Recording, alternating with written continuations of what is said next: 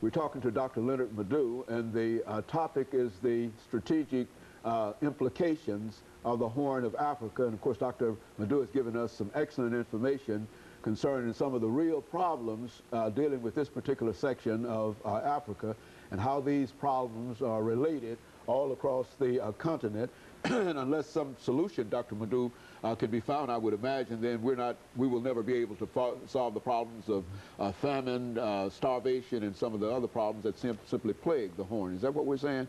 Let's continue our conversation in reference to that. Yeah, well, you know, for example, Somalia exports currently, mostly its exports now comprise of bananas and livestock, since whatever was left of the economy before has been completely destroyed by the civil war.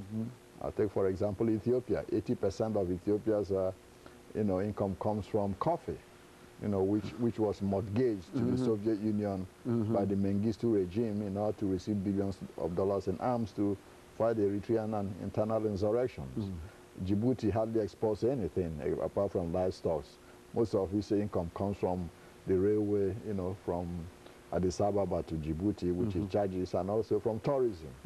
Eritrea hardly exports anything either. After 1998-99 war, the economy is in shambles.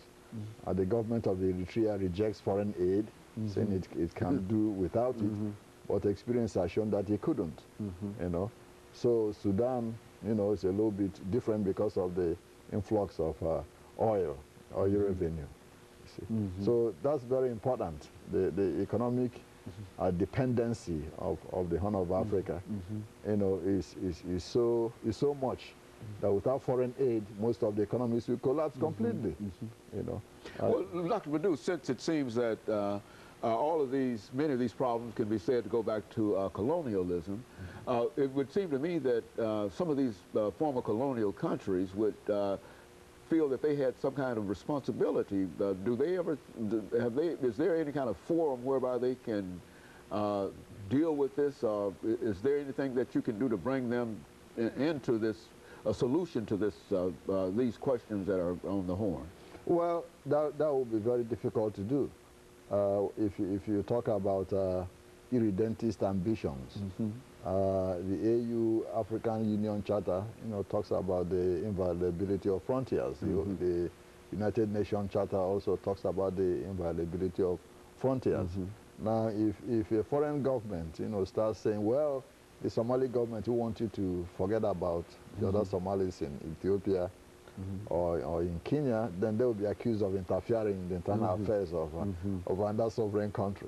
You see, that's the problem. But at the same time, those countries will turn around and ask for aid, but they wouldn't want to take care, solving their own internal problems when they're advised to. And that's the problem. They shout, interference in their affairs, but at the same time, they turn around and ask you for money, just like you said a few minutes ago.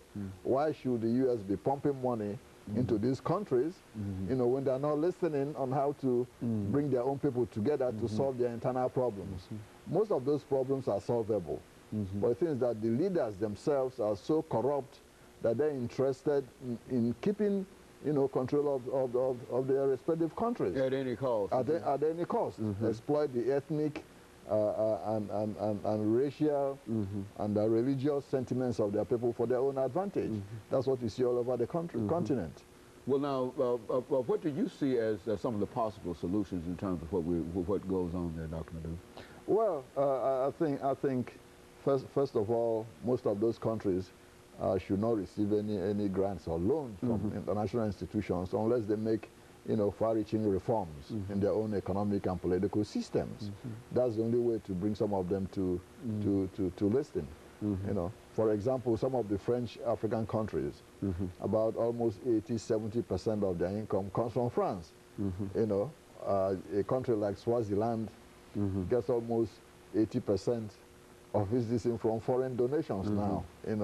So some of those countries can be made to listen, if they would implement reforms in their country before, getting assistance from the United States or the United Nations.